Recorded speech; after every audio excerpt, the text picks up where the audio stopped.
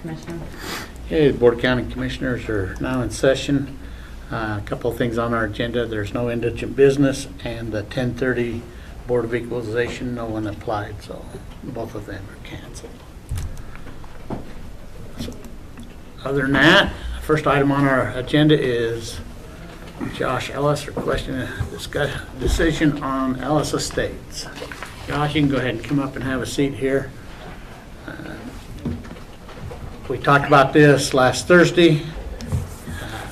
There were some assignments made. Did we come to any type of resolution that we can move forward with here? Tristan Borkwin, Assistant Planning Director. I think overall we went through and we looked at everything that was in a similar state as Ellis Estate subdivision, and it looks like there are probably not very many, maybe a handful that could potentially have the same issue arise in the future. And otherwise, I think it's just, if you have any other questions about how you would like to move forward or have any additional thoughts that you would like to discuss. Okay.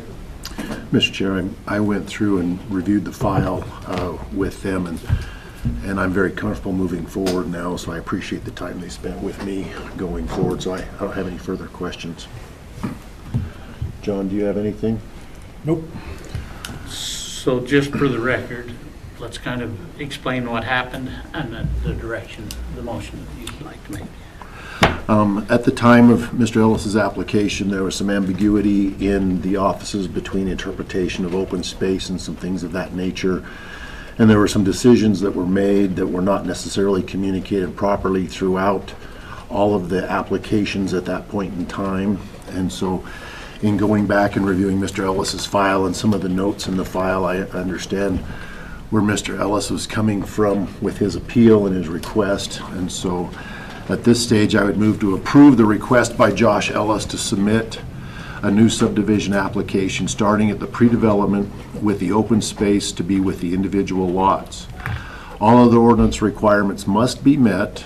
Additionally, I move that we amend the original decision to allow open space within the individual lots when one of the following conditions have been met. Number one, the concept plan application was submitted prior to April 21st, 2022, and or planning and development staff have made a written decision of approval proposing open space within the individual lots or parcels as part of a subdivision application with the written decision prior to April 21st, 2022. And that this decision is based on the ambiguity surrounding the previous open space discussion. Okay. Any concerns, any questions? Nope, I think that's perfect. Mr. Ellis, any comments? So I just need to go back through the process Correct. of the pre-development concept. Yeah, just go back through your file. So my only question, if it goes back to all this, is there public meetings that have to happen again a Yes. second time? Yeah, so the concept application will be a public hearing, and then the preliminary plat will be a business item. So public meeting, but not open for public comment. So because it's a public hearing, there's a cost involved with that. Mm-hmm. And he's already paid it once. I would be okay if we do, is the cost just the notification or? It's a publication in the paper. Yeah, most of it is due to notification in paper and neighbor notices, and then the rest is just staff review and time. Is there a way to somewhat expedite? I mean, the road's in, everything's done. I mean, not much can change other than just changing where the lines go on the paper for the lots and then indicating the open space. I mean, there's no changing, it's built. The road's done, asphalt's down. When I first started the process, there was a 50-foot wide thing, then it went to 60 between. And that's I guess that's part of my question is, do you have to go back and do the concept plan a second time if it was already approved before these dates? So because of the vast amount of changes that will occur on the plat, I think it's 10%, is it? 10% change is all that's allowed in size of lots or number of lots. So since we will be increasing the number of lots, that's where we would have to be kicked back to concept. Okay. And that confuses me because originally he started with 10 lots and then he went back to 8. Well, he's at 6 now. Yes. We're going back to 8, or the ability to go back to 8 if I, This doesn't make any sense to me. This is bullcrap. Elise I don't know anything about this, but this is crap. This is typical government crap. I don't know anything about this situation, but making somebody run through a scenario again when they've already paid, they've already jumped through our hoops. I don't know what's going on. I wasn't at the last meeting. And so just, and that's what we didn't know all that was going on either, and that's why we've sent them back to come up with a game plan of how we move forward with this. But it all started when we realized that we weren't looking at open space correctly, and the interpretation and government, and that's where it started. Okay. And so, but I guess that's my question, is why do we need to go back? Because the original was 10 and then 8, and that's where we're coming into, so I'm a little confused myself. Elise So- Foster. So, okay, so let me back up. So he has changed his plan according to what we have asked him to do, one way and then another way, and then no, back another way, each time jumping through, doing what we've asked. Correct? Is that right? I don't know how many times, but yes. How many times, Josh? Initial meeting, I came in with 10 lots, was told I couldn't have access off of Hawthorne. Everything had to come off of what would be level lane. I moved to 9. Then in our initial meeting, we moved to 8 just based off of size to have a good product, I guess I should say, based off of size. So we dropped to 8. I did the minor land division at the suggestion of county staff. That individual is no longer here, but I am aware that minor land divisions are still being submitted as a thing. There's a parcel that Nick Carson has that actually he's got my back 10 acres and now he's offering it on the market. So then I finished the minor land division, immediately went to the subdivision process, and then was told you can't do that, you got to change it. So I changed it there. Then I found somebody else that was in the same boat, did the minor land division, moved forward, and that's when then I started to look at avenues to get in front of the county commissioners. That's the process. I've tried to do everything by the book. I'm not asking for special treatment, but had I been given. Yeah. Okay.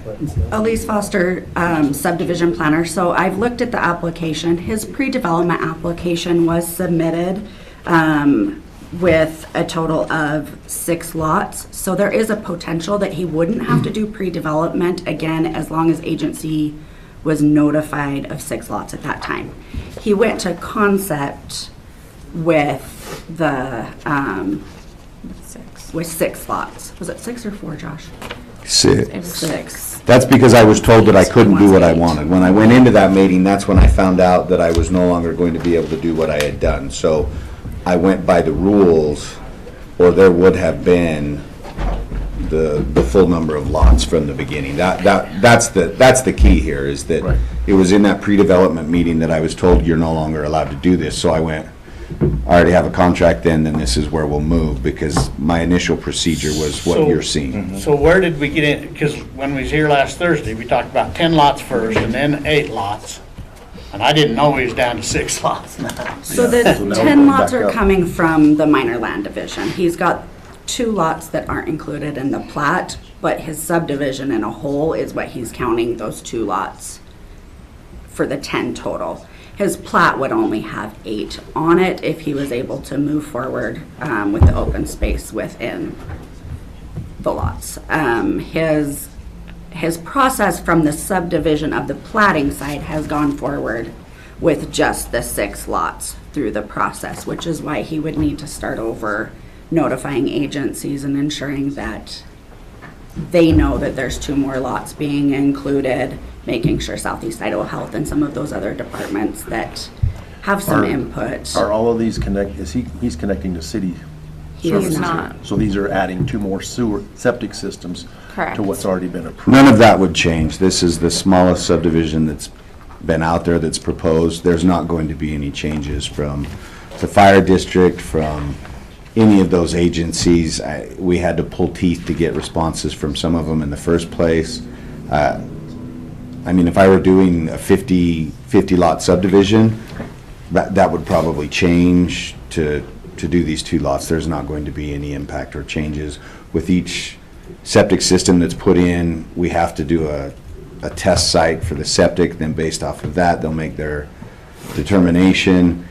There's not going to be any changes. So I am asking that if I do, for some whatever reason, need to put it in there, that we figure out how to condense this so that it's not a 6-month process, that we're looking at a 2-month process. I'm fine with a 2 to even a 3-month process if I've got because there are some things I need to do. I need to have my engineer submit the open space per lot to meet your requirements. That's what it would have been before, but to have the different entities comment, there's not going to be any changes. So how quickly can we do this? I Given believe where that depends on deadlines for council meeting because we have Idaho code that we have to follow when it comes to public hearing items. Correct. So we can work with Josh on those deadlines and let him know when all of that takes place to try and help him move forward as quickly as possible. As far as fees go, he has paid the $40 per lot for each application. There is the flat fee of $315 plus $40 per lot, so he'd be adding 2 more lots. So if that $40 per lot wanted to be waived, I think that $315 could cover the cost of notifying agencies, notifying neighbors. Final plat, I believe Josh has paid for at this point, but we're not far enough in the process that those fees, I think that application could probably just hold and those fees wouldn't have to be paid again. It would just wait until he got back to final plat and move forward. What I don't want to have happen, and so I'm gonna share with you, there are people that are watching what's going on. So for instance, Nick Carson bought the 10 acres that I would have been developing behind me. He's now offering that for sale for $400,000, but it was part of a preliminary plat that's been filed with the county. But now he's offering it to the public for a minor land division with an actual buildable letter from the Bannock County Planning and Zoning. I don't know how that happens when that was part of his. So I want to try to avoid the public hearings to where people then show up and then say, oh, there's a problem. And it's not that there's a problem, because again, had I been told to do one thing, I would have met all the deadlines. We wouldn't be here. I would have stopped the minor land division in a heartbeat, canceled it, wasted the fees, and done the subdivision. Does that make sense? I mean, there's just... And that's my general question. And legal counsel, you're here too, but do we have to have another public hearing? We're going back and changing the concept. I mean, here's the deal, okay? So you knew the rules going in. You had a concept plan, that wasn't appealed. Had a preliminary plat, that wasn't appealed. Now we're going to a final plat. Now we're trying to work, and you're coming back saying way back at a minor land division, right? You were told some information that you would have done something different before you started the subdivision process. I was told I had no avenue to get in front of these individuals, so that would have changed. Because I did, in that preliminary meeting, I asked for the ability to get in front of the county commissioners and to appeal it, and I was told no. That was not an option. So can you understand my predicament when I'm told by county staff that I have no avenue to get in front of the county commissioners? I already have a contract in place, so I have to pay for it. So I asked and was told no. So I should have been told that yes, you can ask. You may not get what you want, but you can ask. And I was told I could not ask to get in front of the county commissioners. That's a key piece. So just for clarification, that was for the open space decision, not for an appeal process for the concept plan or an appeal process for the preliminary plat. Okay, the simplest method then to move forward. And the time frame of 2 to 3 months is what you just said, to start over, have the public hearing, to move forward, and waive fees. And How long would it take to move through the process? At this point, it probably depends on if he meets deadlines, but if him and a surveyor can meet deadlines, I would say probably 3 months is fairly easy to do. To get back to where he's at now, Correct. that final. And I know typically in our ordinance of a concept plan is gonna change, and I think the number is like 10%, right? There's some other things normally we have to go back to put in front of the public so they can comment. However, in this situation, I will do a little bit more research to see if there's another avenue as well. But usually when we have ran into the situation, it's, you gotta go back and just do another concept plan in a public hearing. Okay. But I will do some research and get back to the commission this week to see if there's another. You tell me the deadlines, my engineer will meet these deadlines, or my engineer I'll will. go back here to what We will Jim meet just them. read, though. And that's what answers the questions that was asked originally when we were asked the questions, was on the open space. If we go back to the old interpretation and stuff, and so I think that's the first part of the question. We answer that, and then you can start moving forward, and Brian will look for a little deeper, and if it changes a little bit, we'll get to you as quick as possible, but it gives us a plan and a path to go down at this time. I will work with that, and we will meet the deadlines. And I would like to make the amendment because we have caused a lot of this heartburn to waive the fees, as you talked about. So waive the fees going forward, so the public notice, all of that. We'll own that and move forward. Are you okay with that amendment? Yep. I would also, because your original motion said starting from pre-development, so I would maybe amend that to say starting at concept or whichever stage legal. Okay. I That will accept that chooses. friendly amendment. Okay, is everybody on the same page? Everybody know where we're going? All right, we have a motion. All in favor, say aye. Aye. All right, thank you. Thank you very much. If you'll just let me know those deadlines, they will be. February, or January 22nd to get on February. Thank you. Thank you. Thank you. Thank you. All right. Looks like next we have resolutions. Resolution 2024-1, approving tax cancellation request. Resolution 2024-2, approving December 2023 salaries. Resolution 2024-3, approving December 2023 alcohol licenses. And resolution number 2024-4, authorization to dispose surplus asset properties. Questions on them? No, sir. Mr. Chair, I would move that we approve Resolution 2024-1, -2, -3, and -4. We have a motion. All in favor, say aye. Aye. Aye. Nikki, I won't even start with it this year. If you interrupt us, you'll be gone. Okay. Go ahead and leave. Go ahead and push the button.